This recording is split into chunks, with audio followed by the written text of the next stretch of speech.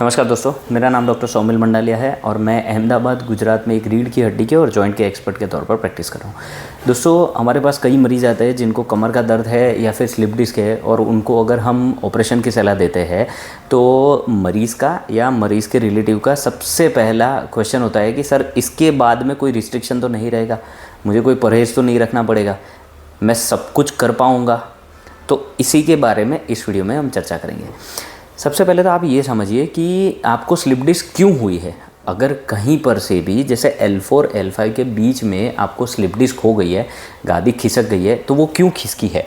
आपने कोई odd position में या फिर अनएकस्टम जिसकी हमें हैबिट नहीं है वो तरीके से हमने कोई वज़न उठा लिया है, तो गादी के ऊपर लोड बढ़ गया है, जो गादी है वो स्ट्रेस सहन नहीं कर पा रही है और उसने गिव अप कर दिया है, जिसके कारण आपको स्लिप डिस्क हो गया है। वहाँ से वो टुकड़ा खिसक गया है जो नस को दबा रहा है, आपको दर्द हो रहा है।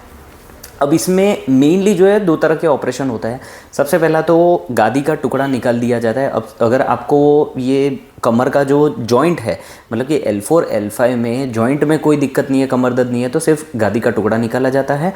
और दूसरा जो ऑपरेशन है उसमें L4 L5 में स्क्रू डाले जाते हैं। तो अगर सिर्फ स्लिप डिस्क है, उसमें सिर्फ गादी का टुकड़ा निकाला गया है, तो इसमें कोई भी रिस्ट्रिक्शन वो टेम्पररी है। आप ये समझ लीजिए, जो रिस्ट्रिक्शन है जैसे आगे नहीं झुकना और नीचे नहीं बैठना, ये सिर्फ 3 से 4 हफ्ते के लिए ही रहते हैं सॉरी। और अगर इसमें स्क्रू डाले गए हैं, जैसे L4 L5 में स्क्रू डाले गए हैं जो दोनों हड्डियों को जोड़ने के लिए डाले जाते हैं, तो इस केस में रिस्ट्रिक्शन 2.5 से 3 महीने तक रहते हैं, जिसमें आप नीचे नहीं बैठना या आगे नहीं झुकना।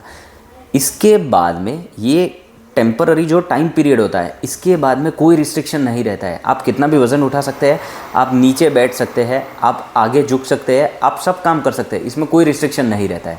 आप ये समझिए कि आपको स्लिप डिस्क क्यों हुई है, क्योंकि आपके जो मसल्स है वो कमज़ोर है। अगर आपके मसल स्ट्रॉन्ग रहेंगे, आपके मसल की स्ट्रेंथ ज़्यादा रहेगी, तो आपकी गादी के ऊपर लोड ही नहीं आएगा। आपकी गादी के ऊपर लोड नहीं आएगा तो स्लिप डिस्क नहीं होगी। सिंपल मैकेनिज़्म है। तो आपको आपके डॉक्टर की एडवाइस फॉलो करनी है। आपको जो ऑपरेशन किया गया है, जैसे मैं हमारे मरीज़ की बात करता हूँ, हम ऑपरेशन के बाद में उनको एक्सरसाइज स्टार्ट कराते हैं, जिससे कमर के मसल्स की स्ट्रेंथ इतनी बढ़ जाती है कि गादी के ऊपर कोई लोड आता नहीं है। जो एक्सरसाइज हम मरीज़ को बोलते हैं आपको लाइफ टाइम करनी है। अगर ये करते हैं तो गादी के ऊपर कोई लोड नहीं आता है और आपको स्लिप डिस्क वापस से नहीं होता है। आप नीचे बैठ सकते हैं, आगे झुक सकते हैं, आप सब काम कर सकते हैं, इसमें कोई दिक्कत नहीं होती। लेकिन अगर आपने एक्सरसाइज नहीं की है, आपके डॉक्टर की एडवाइस नहीं फॉलो की है, या फिर कोई एक स्टिपुलेटेड टाइम पीरियड से पहले ही आपने सब कुछ काम शुरू कर दिया है जिसमें आपके मसल्स की स्ट्रेंथ भी बड़ी नहीं है, तो फिर आपको डेफिनेटली वापस से स्लिप डिस्क हो सकती है। यही रीज़न है कि कई मरीज़ जो है वो आगे नहीं बैठते हैं या फिर आगे नहीं झुकते हैं, नीचे नहीं बैठते हैं, क्योंकि उनके मसल्स की स्ट्रेंथ कम होती है। तो मैं बार बार यही बोलता हूँ, हमारे कोई भी मरीज़ को कोई रिस्ट्रिक्शन हम नहीं बोलते हैं। उनको हम यही कहते हैं कि आप एक्सरसाइज करिए, आपके मसल्स की स्ट्रेंथ बढ़ाइए, आपको सब अच्छा रहेगा और आप सब काम कर सकते हैं। कोई दिक्कत इसमें नहीं रहती है, आप उसका टेंशन मत लीजिए, आप सब काम कर सकते हैं। अगर आपको ऐसी कोई भी दिक्कत है तो आप हमें आपके एक्सरे MRI व्हाट्सएप कर सकते हैं। हम ट्राई करेंगे कि आपको सबसे अच्छा रिप्लाई दे पाए। धन्यवाद।